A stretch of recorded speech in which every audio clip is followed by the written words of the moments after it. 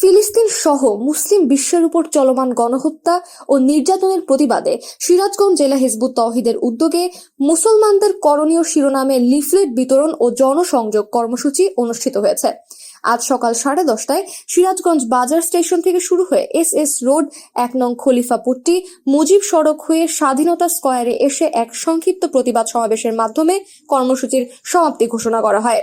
প্রতিবাদ সমাবেশে প্রধান অতিথি হিসেবে উপস্থিত ছিলেন হিজবুত তওহিদের যুগ্ম সাধারণ সম্পাদক এস.এম. শামসুল হুদা।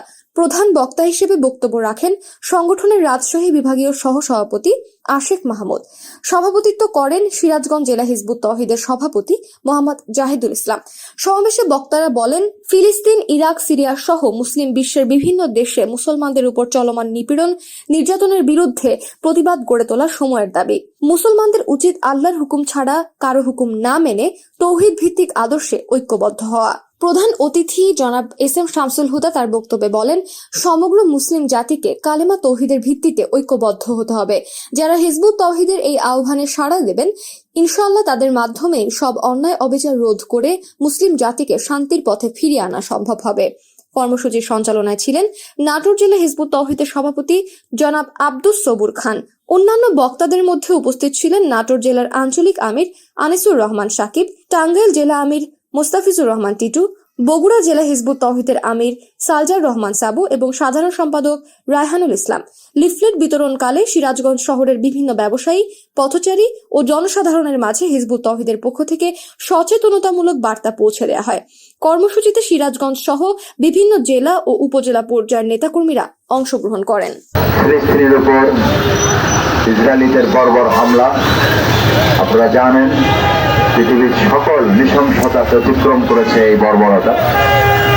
এই বর্বরতা এমন পর্যায়ে পৌঁছেছে, শুধু বর্বরে হত্যা করছে না, জাতিগতভাবে অনাহারে, অর্ধাহারে না যে মারার যে পরিকল্পনা ইসরায়েল নিয়েছে, আপনারা জানেন, খাদ্যের অভাবে নারী, শিশু, বৃদ্ধ সকলেই আজ মৃত্যুর মুখে।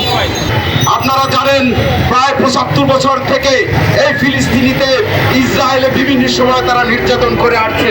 25 সালের মধ্যে প্রায় 1 লক্ষ ফিলিস্তিনিকে হত্যা করেছে এবং এখানে 30 থেকে 35 হাজার শিশুকেও তারা হত্যা করেছে। গর্ভবতী নারীরাও এখান থেকে রেহাই পায় নাই, এটা আপনারা জানেন, পত্রপত্রিকায় শুনছেন। 2-4 দিন আগে জাতিসংঘের একটা প্রতিবেদন, 14,000 শিশু যদি তারা খাবার না পায় তাহলে তারা বিনা খাবারে তারা মৃত্যুবরণ করবে। এর মধ্যে আমরা পত্রপত্রিকায়, মিডিয়ায় খবর পেয়েছি প্রায় 29 জন তারা খাবারের অভাবে তারা মারা গিয়েছে। তারা 1 বোতল পানির জন্য তারা লাইনে দাঁড়াইছে, সেখানে তারা হামলা করেছে। তারা হাসপাতালে চিকিৎসার জন্য গিয়েছে, সেখানেই তারা হামলা চালিয়েছে। তাদের স্কুল, কলেজ, মসজিদ, মাদ্রাসা সমস্ত কিছু ঘুরিয়ে দিয়ে তারা কিসের প্রমাণ করতে চাচ্ছে? মুসলিম জাতি মেনে নিবে না। মানুষ এত নৃশংস হতে পারে সেটা দেখতে হলে ফিলিস্তিনে যেতে হবে। আজকে ইসরায়েলের সেনাবাহিনী যুদ্ধের যত নীতি আছে সমস্ত নীতিকে লঙ্ঘন করেছে, মানবতার সমস্ত নীতিকে লঙ্ঘন করেছে। তারা 70 বছর যাবৎ ফিলিস্তিনের মানুষকে হত্যা করতে করতে আজকে তারা সিদ্ধান্ত নিয়েছে তারা ফিলিস্তিনে আর কাউকে বসবাস করতে দেবে না। তারা ফিলিস্তিনকে সম্পূর্ণরূপে, যেটাকে বলা হয় জাতিগত নিধনে নেমেছে। তোমরা ঘুরছ, তোমাদেরকে শেষ করে দেওয়ার জন্য ষড়যন্ত্র শুরু হয়েছে। এত জঘন্য হত্যাকাণ্ড, এত নির্ভর হত্যাকাণ্ড কোথাও ঘটে নাই। আমরা দেখছি বোমার আঘাতে মৃতদেহ মায়ের উপরে উঠে যাচ্ছে। এটা ইসরায়েল করছে। সমস্ত বিশ্ব মানবতা, জাতিসংঘ, ওআইসি, আরব লীগ, যারা মুসলমানদের কথা বলে তারা মুখে কোনো পেটে বসে আছে।